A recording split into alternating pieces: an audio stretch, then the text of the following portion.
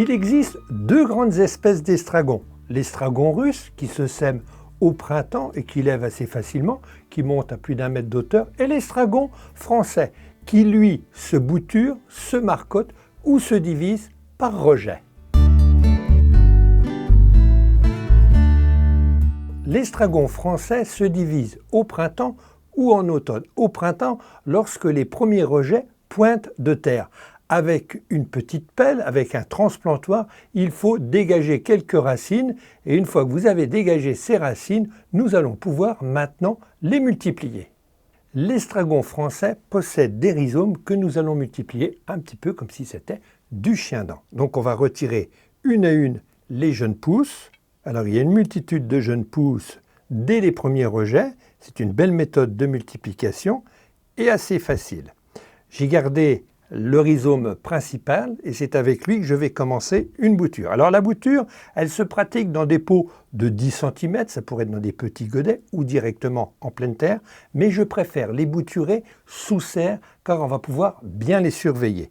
Donc je fais un avant-trou dans un terreau semi-ébouture et je plante les autres tiges plutôt autour du godet.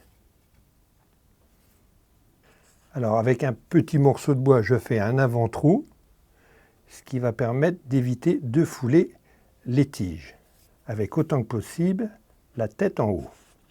Donc ici, j'ai utilisé un terreau semi-ébouture. Si vous ne possédez pas ce genre de terreau, vous pouvez toujours utiliser un terreau universel, plutôt pauvre, ajouté avec un tiers de sable. On va passer maintenant à l'arrosage. Donc avec une pomme douce, il faut bien tremper notre substrat. Voilà, donc là il est bien trempé et on va attendre quelques instants et une fois que l'eau aura passé à travers le substrat, je retasse légèrement pour bien caler mes boutures dans mon pot. Et bien voilà, les boutures d'estragon maintenant sont terminées. Elles vont évoluer, elles vont s'enraciner. Si vous les laissez sous une serre ou sous un châssis à une température plutôt hors gel, sans qu'ils subissent trop d'ensoleillement, normalement elles devraient se développer et vous pourrez déjà commencer à consommer quelques feuilles. Une fois que votre estragon sera bien enraciné, vous l'installerez dans votre potager, plutôt dans un carré de potager comme il l'était autrefois, ou dans un endroit bien drainé. Et assurément, vous pourrez consommer le meilleur des estragons, l'estragon français.